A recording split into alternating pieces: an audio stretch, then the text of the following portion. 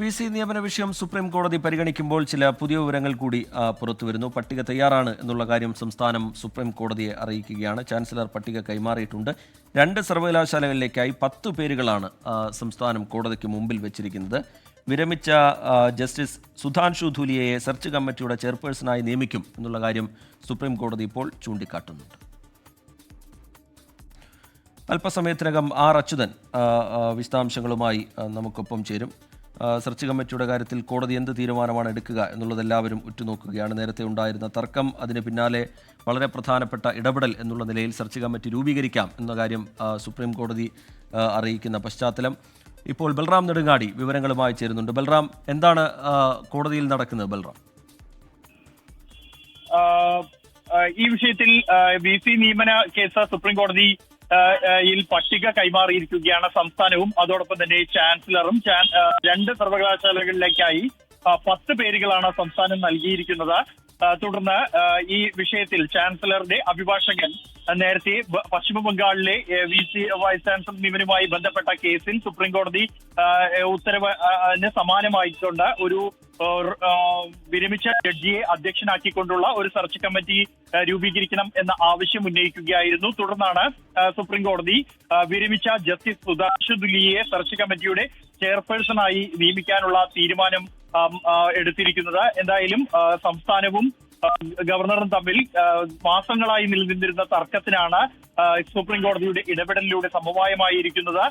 ഇരുവിഭാഗവും search കമ്മിറ്റിയിലേക്കുള്ള അംഗങ്ങളുടെ പട്ടിക കൈമാറിയിരിക്കുന്നു supreme കോടതിയിൽ. കൂടാതെ ഇതോടൊപ്പം തന്നെ UGCയുടെ പ്രതിനിധിയെ കൂടി ഉൾപ്പെടുത്തിയാണ് സുപ്രീം കോടതി ഈ സെർച്ച് കമ്മിറ്റി രൂപീകരിക്കുക.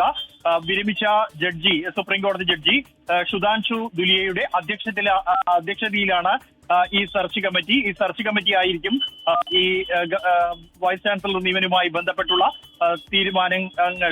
അന്തിമ തീരുമാനങ്ങൾ എടുക്കുക. മാസങ്ങളായി ഇതുമായി ബന്ധപ്പെട്ടുള്ള തർക്കം തുടരുകയായിരുന്നു. വലിയ തോതിലുള്ള നിയമ പോരാട്ടം ഈ വിഷയത്തിൽ ഉണ്ടായിരുന്നു. അത്തരത്തിൽ ഒരു വിഷയത്തിലാണ് സുപ്രീം കോടതിയുടെ ഇടപെടലിലൂടെ സമവായത്തിൽ എത്തിയിരിക്കുന്നത്. സെർച്ച് കമ്മിറ്റി സംബന്ധിച്ചുള്ള ചാൻസലറുടെയും സംസ്ഥാന സർക്കാരിന്റെയും പട്ടിക സുപ്രീം കോടതിക്ക് കൈമാറിയിരിക്കുന്നു.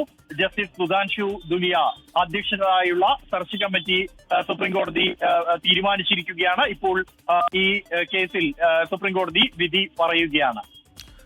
ബൽറാം നെടുങ്ങാടിയാണ് വിവരങ്ങൾ നൽകിക്കൊണ്ടിരിക്കുന്നത്.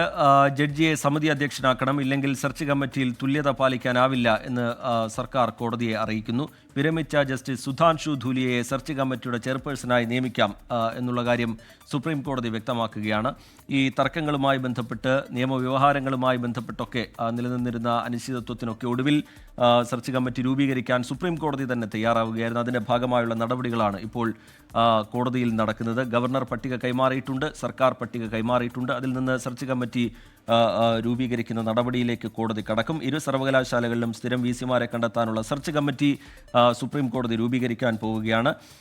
നേരത്തെ പാനലുകൾ നൽകാൻ സർക്കാരിനോടും ഗവർണറോടും സുപ്രീം കോടതി ആവശ്യപ്പെടുന്നത് നമ്മൾ കണ്ടിരുന്നു. സെർച്ച് കമ്മിറ്റിയുടെ കാര്യത്തിൽ എന്തിനാണ് ഇങ്ങനെയൊരു സ്തംഭനാവസ്ഥ സൃഷ്ടിക്കുന്നത്, ഇങ്ങനെ ഒരു തർക്കത്തിലേക്ക് കാര്യങ്ങൾ പോകുന്നത് എന്നുള്ള കാര്യമൊക്കെ ഡിജിറ്റൽ KTU-VC നിയമനവുമായി ബന്ധപ്പെട്ട് നേരത്തെ സുപ്രീം കോടതി ഉയർത്തിയതാണ്. അതിൻ്റെ ആശങ്ക കോടതി ചൂണ്ടിക്കാട്ടിയതാണ്. അതിനുശേഷം വളരെ പ്രധാനപ്പെട്ട ഇടപെടൽ എന്നുള്ള നിലയിൽ സെർച്ച് കമ്മിറ്റി രൂപീകരിക്കാം എന്നുള്ള കാര്യം കോടതി വ്യക്തമാക്കുകയായിരുന്നു. താൽക്കാലിക VCമാർക്ക് എതിരായ തർക്കം അത് മുന്നോട്ട് കൊണ്ടുപോകുന്ന നിലയുണ്ടാകരുത് എന്ന് സൂചിപ്പിച്ചുകൊണ്ടാണ് വളരെ പ്രധാനപ്പെട്ട ഈ നീക്കത്തിലേക്ക് സുപ്രീം കോടതി പിന്നീട് കടന്നത്. സെർച്ച് കമ്മിറ്റി രൂപീകരണത്തെ ചൊല്ലിയുള്ള തർക്കം അത് സ്ഥിരം VCമാരെ നിയമിക്കുന്നതിൽ വലിയ പ്രതിസന്ധിയായി നിൽക്കുന്നതിനിടെ സുപ്രീം കോടതിയുടെ നിർണായക ഇടപെടൽ, ജഡ്ജിയെ സമിതി അധ്യക്ഷനാക്കണം, ഇല്ലെങ്കിൽ സെർച്ച് കമ്മിറ്റിയിൽ തുല്യത പാലിക്കാൻ കഴിയില്ല എന്നുള്ള കാര്യം സർക്കാർ ചൂണ്ടിക്കാട്ടുന്നു. ബൽറാം നെടുങ്ങാടി തുടരുന്നുണ്ട്. ബൽറാം, പുതിയ വിവരങ്ങളുണ്ടോ? ബൽറാം,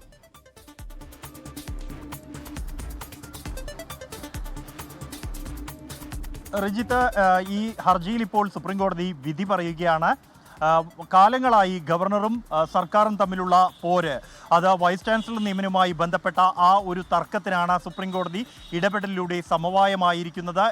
ഈ അല്പസമയം മുമ്പാണ് ഈ കേസിൽ കഴിഞ്ഞ തവണ സുപ്രീം കോടതി നിർദ്ദേശിച്ചത് അനുസരിച്ച് സംസ്ഥാന സർക്കാരും ഒപ്പം തന്നെ ഗവർണറും സെർച്ച് കമ്മിറ്റിയിലേക്കുള്ള അംഗങ്ങളുടെ പട്ടിക കൈമാറിയിരിക്കുന്നത്.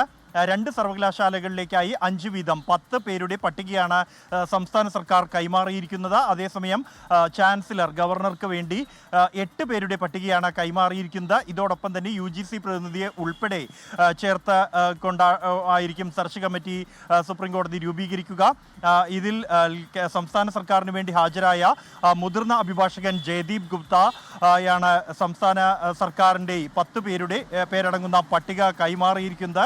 ഒപ്പം തന്നെ പശ്ചിമ ബംഗാളിലെ ഈ വൈസ് ചാൻസലർ നിയമന തർക്കവുമായി ബന്ധപ്പെട്ട് സുപ്രീം കോടതി എടുത്ത തീരുമാനത്തിന് സമാനമായി ഒരു ജഡ്ജിയുടെ അല്ലെങ്കിൽ റിട്ടയർ ചെയ്ത ഒരു ജഡ്ജിയുടെ അധ്യക്ഷതയിലുള്ള ഒരു സമിതി ആയിരിക്കണം എന്ന ഒരു ആവശ്യവും സംസ്ഥാന സർക്കാർ മുന്നോട്ട് വയ്ക്കുന്നു. ഇത് അംഗീകരിച്ചുകൊണ്ടാണ് ജസ്റ്റിസ് പർദിവാല അധ്യക്ഷനായ ബെഞ്ച് ഇത്തരത്തിൽ ഒരു തീരുമാനം എടുത്തിരിക്കുന്നത്.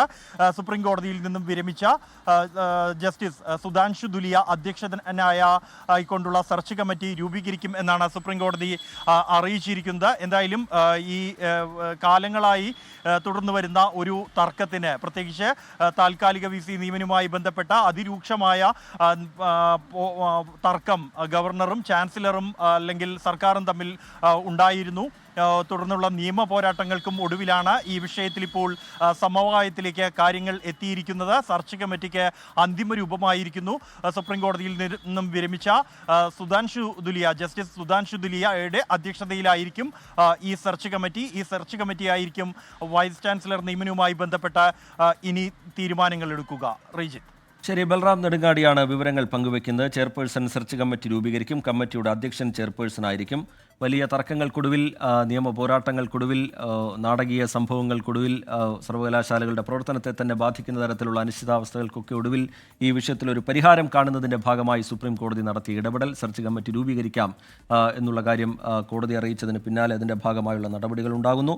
ജസ്റ്റിസ് സുധാൻഷു ധൂലിയ അധ്യക്ഷനായ സമിതിയെ നിയോഗിച്ചിരിക്കുകയാണ് സുപ്രീം കോടതി. ബൽറാം നെടുങ്ങാടിയും ആർ അച്യുതനും വിശദാംശങ്ങൾ പങ്കുവയ്ക്കുകയായിരുന്നു.